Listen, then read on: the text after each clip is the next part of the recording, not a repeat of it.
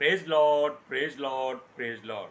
Hallelujah, hallelujah, hallelujah. सबको जय मसीह की। परमेश्वर, हमारा परमेश्वर जो सबका परमेश्वर है, वो चाहता है कि जो वो करता है उसको संसार कबूल करे और मान ले। आज के सुसमाचार के लिए परमेश्वर की बेटी प्रार्थना करेगी। सबको जय मसीह की। परमेश्वर आप सबके साथ हैं और आप सबसे बहुत प्रेम करता है। Hallelujah, hallelujah. महान परमेश्वर, सर्वशक्तिमान ईश्वर, जमीन आसमान दे मालिक ते खालिक, तुहाड़ा धन्नवाद, तुहाड़ा शुक्र करदे स्वामी अज दे सुंदर दिन लई, सुंदर समय लई, सुंदर सुबह लई पिता जी, जो साड़ियां जिंदगियां च बख्शी प्रभु। खुशियां ते आनंद दा दिन बख्शिया, तंदुरुस्ती दित्ती पिता जी, और अपने कदमां च बैठ रही अपना फजल बख्शिया प्रभु। इस सब तुहाड़ी दया, तुहाड़ी किरपा है मेरे पिता परमेश्वर, और तुहाड़ी बेटी हिरदे तो तुहाड़ा धन्नवाद, तुहाड़ा शुक्र करती स्वामी। सचमुच खुदा जो सेवा बख्शी प्रभु, हर रोज़ वचन देंदे प्रचार करना, उस लिए भी तुहाड़ा धन्नवाद, तुहाड़ा शुक्र करते हैं और बेनती करती पिता जी, हुण तुसीं अपने वचन के अनुसार साडे विचकार आओ और वचन पढ़ने प्रचार करने साडा मूँह बढ़ के बोलो पिता जी। तुहाड़ा धन्नवाद, तुहाड़ा शुक्र करते हैं प्रार्थना सुनने लई। प्रार्थना प्रभु जीसस के समर्थी ते पवित्र नाम विच मंग लैंदे हां, आमीन। आमीन। Praise Lord, hallelujah.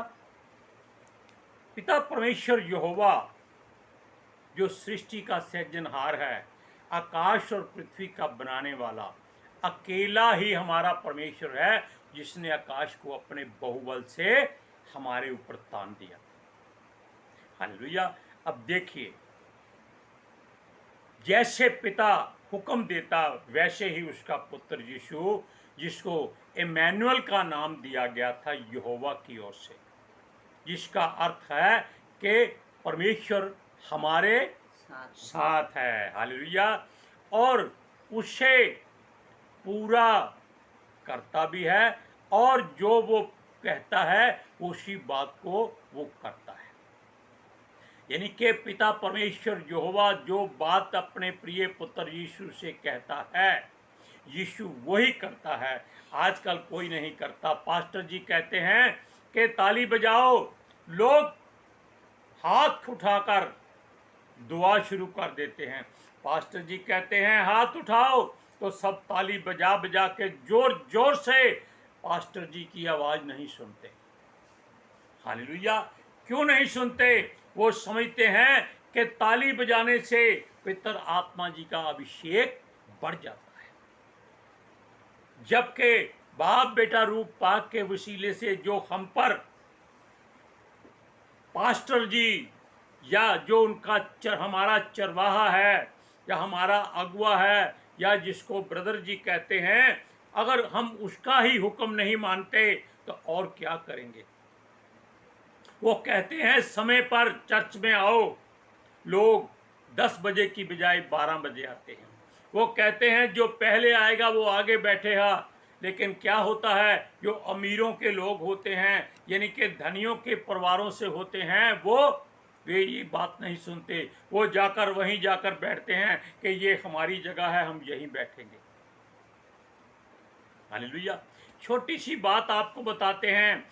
एक ऐसा प्रभु का दास जिसको परमेश्वर ने चुना था, यीशु मसीह ने उसको उसके धर्म के विरोध में एक बात बताई। बात क्या बतानी थी? प्रभु ने एक सीढ़ी स्वर्ग से उसके घर में खड़ी कर दी। हालेलुया। और जो मनुष्य जिसका वो घर था, उसको जाकर उठाया कि उठ खड़ा हो जा। और वो अपने आप को बड़ा ही जादू मंत्रों वाला और काले इलम वाला समझता था। वो ने पूछा तो भाई तू कौन है, क्योंकि वो भूतों प्रेतों से हर रोज मिलता था। लेकिन जब प्रभु ने कहा कि मैं यीशु हूं, तो वो कहता है जा भाई अपने मसीह लोगों के पास जा, मेरे पास क्या लेने आया है? पर तू अंदर कैसे आ गया, ये बोलता है। वो बोलता है मैं कहीं से नहीं आया, मैं ऊपर से आया हूँ। बोला क्या सबूत है? चल के आंगन में देख। वो आंगन में गया तो सीढ़ी स्वर्ग पर लगी हुई थी। वो प्रभु जी ने कहा क्या तू इस सीढ़ी पर चढ़ना चाहता है? तो बोलता हाँ। तो पहले अपने आप को इनकार कर दे कि जो तू है वो कुछ नहीं है, नील कर दे, खाली कर दे। उसको बात बहुत जच गई, उसने प्रभु का हुक्म मान लिया। प्रभु उसको बोलता है आज के तू मसीह है।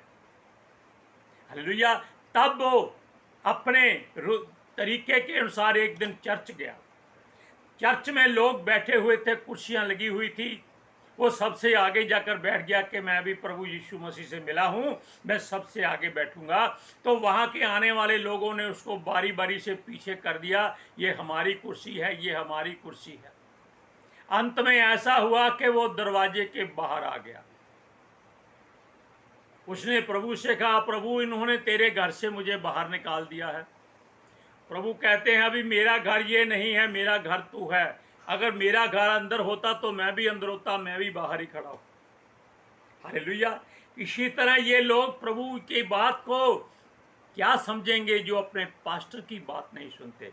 लेकिन हम यहां जो बताने जा रहे हैं कि ये लोग बिना पास्टर की मर्जी से कुछ कर नहीं सकते, लेकिन करने की हिम्मत बहुत करते। यीशु जिस बात को करता था वो पहले पिता से पूछता था, आज्ञा लेता था, उसका हुक्म मानता था। अपने आप को कभी वो महिमा नहीं देता था, वो हमेशा पिता परमेश्वर यहोवा को महिमा देता था। हालेलुया। क्योंकि वो जानता था कि वो सामने जरूर है, लेकिन उसमें लोग परमेश्वर को देखें। यही बात सूरज प्रमाणी डंके की चोट से कहता है कि यीशु के आने से पहले लोग यीशु को ना देखें, वो मसीह लोगों में यीशु को देखें। हमें उसकी बात बहुत अच्छी लगती है। हो सकता है उसे हमारी बातें कुछ पसंद ना हो, लेकिन हम उससे क्षमा अभी इसी वक्त मांग लेते हैं। हालेलुया। सुनिए, जब पिता कहता है छुप जा तो वो छुप जाता है। जब वो कहता है सामने आ तो सामने आ जाता है। जब वो कोई काम करता है तो पिता से पूछता है, पिता कहता है कर दे, चिंता मत कर। कोड़ियों को शुद्ध करना था, वो इधर देखता है, पिता कहता है कर दे इनको शुद्ध। मुर्दों को जिलाने के लिए कहता है, पिता कहता है जिला दे। महिमा किसको मिलती है?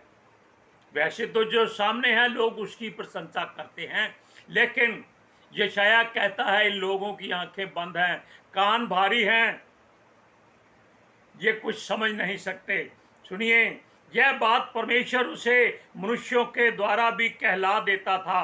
कई बार जब कोई कहता था हे प्रभु यदि तू चाहे तो मैं शुद्ध हो सकता हूँ, तो यीशु कैसे देखकर कहता था मैं चाहता हूँ तो शुद्ध हो जा। हालेलुया।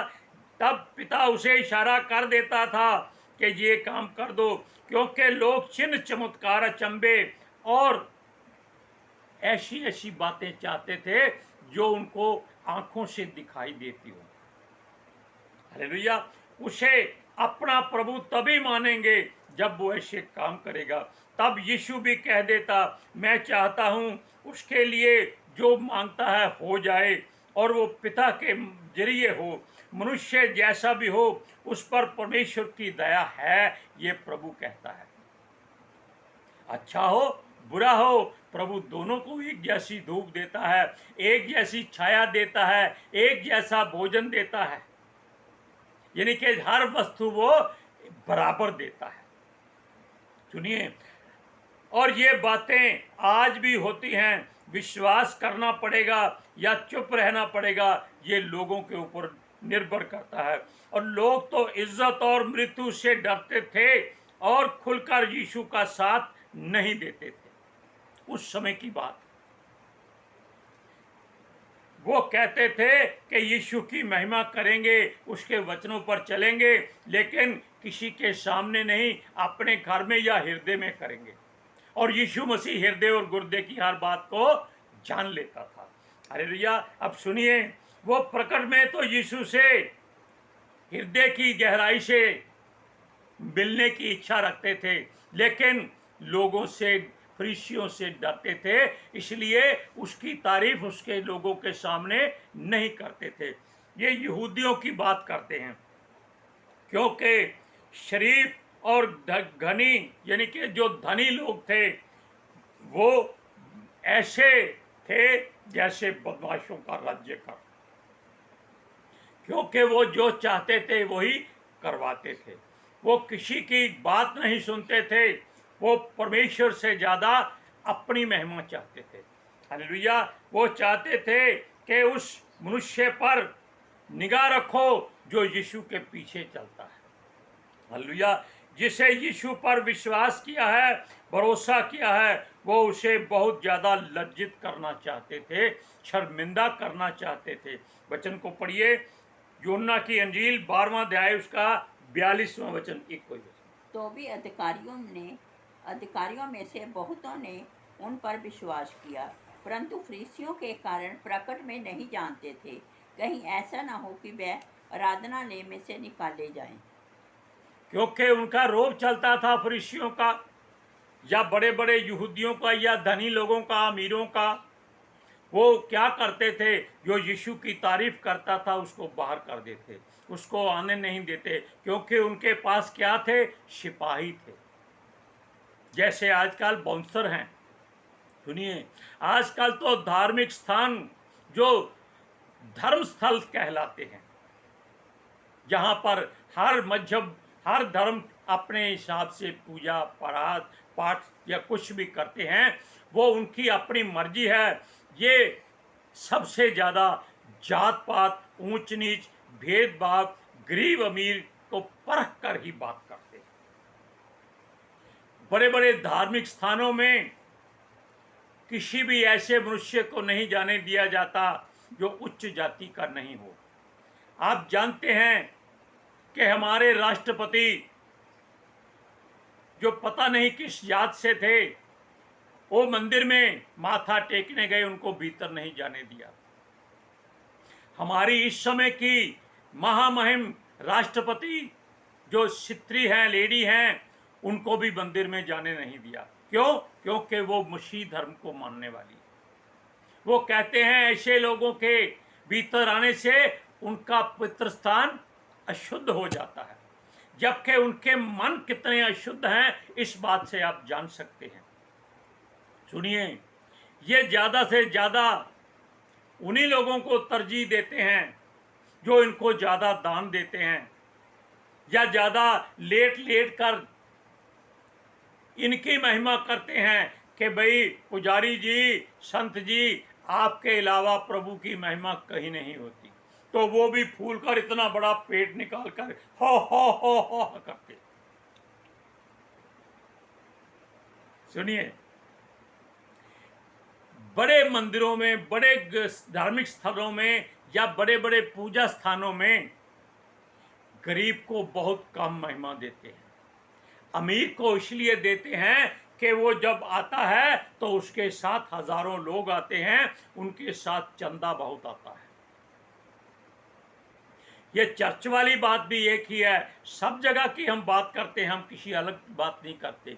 चर्च में भी जो अमीर या धनी या कोई लीडर आ जाता है, तो वचन के स्थान पर, यानी कि जहाँ से वचन बोला जाता है, जिसको पुलपिट कहते हैं, जहाँ पितर आत्मा जी का वास होता है, वहाँ उनको खड़े करके उनके धर्म का प्रचार करा देते हैं। जबकि यहोवा परमेश्वर कहता है कि इनकी बातों को अपने कानों से भी मत सुनो।